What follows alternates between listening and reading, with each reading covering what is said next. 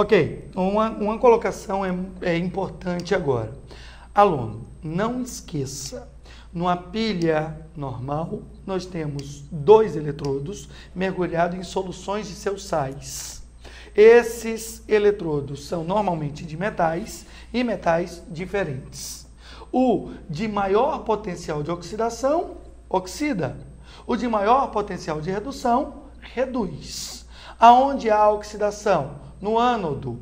Lá nascem os elétrons. Os elétrons migram do ânodo em direção ao cátodo. Tá certo? Então, no ânodo, placa diminui, solução concentra. Fluxo de elétrons do ânodo para o cátodo. No cátodo, polo positivo, chegam os elétrons. Ao chegarem os elétrons, os íons da solução do cátodo migram para a placa.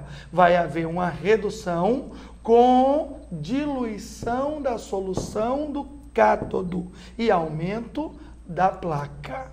Tá? Isso vai gerar um fluxo eletrônico. É importante, professor, e o senhor vai narrar em seguida, notar-se o seguinte: a solução lá do nosso ânodo, ou seja, onde ocorre a oxidação, a solução ela está o quê? Concentrando. Concentrando em quê? Em íons positivos. Enquanto que a solução do cátodo, ela vai estar o quê? Ela vai estar diluindo, saindo íons positivos. Isso, de certa forma, vai fazer com que no ânodo tenha se prejudicado o fluxo de íons, pois como a solução está ficando concentrada em íons positivos, vai prejudicar a entrada de mais íons nessa solução. E isso vai fazer com que a gente tenha um artefato necessário para que a pilha possa fluir. O senhor pode bem explicar esse artefato, professor? Ok, vestibulando. Então vocês observem aqui que a gente ainda não falou exatamente sobre a ponte salina. Para que serve essa ponte salina? Nós acabamos de ver que o zinco aqui está se destruindo aqui, ó, tá? Na pilha sempre um metal oxida, né? Enferruja, entre aspas, tá certo? Para a gente entender melhor. E o outro vai formando mais massa. Se esse metal enferruja, esse zinco aqui, no caso da pilha Daniel, o zinco está enferrujando, os elétrons dele, como a gente viu, vai, né, pelo fio.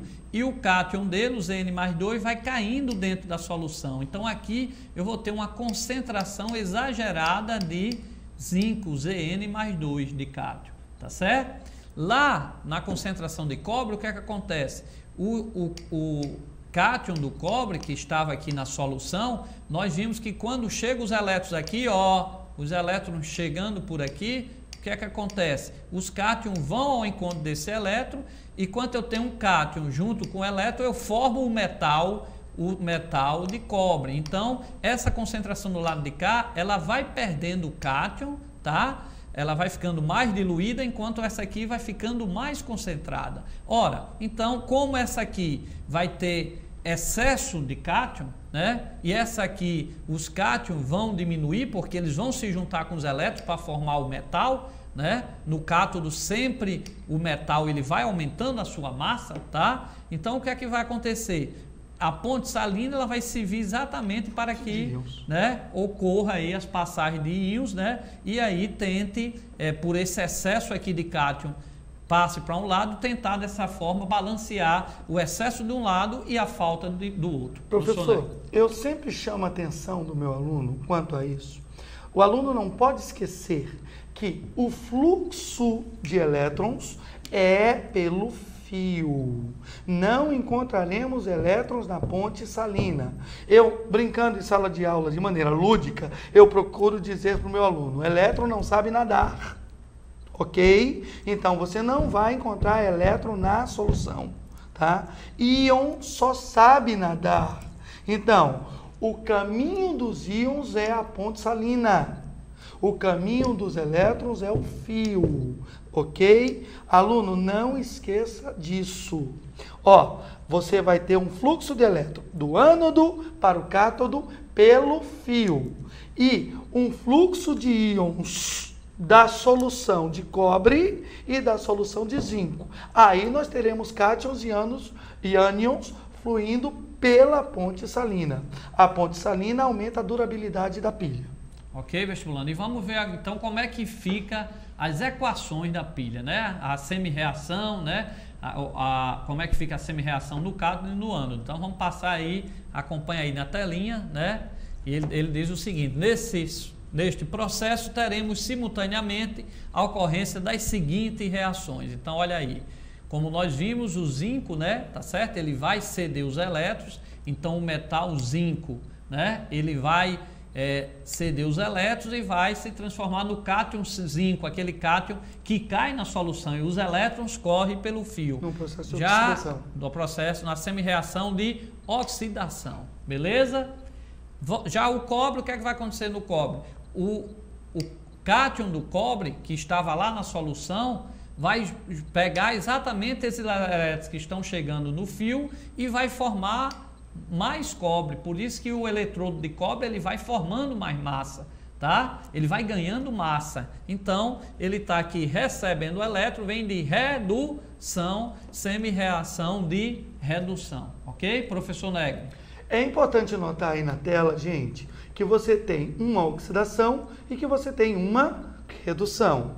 Quem oxida joga elétron para quem reduz. Então, quem oxida causa uma redução.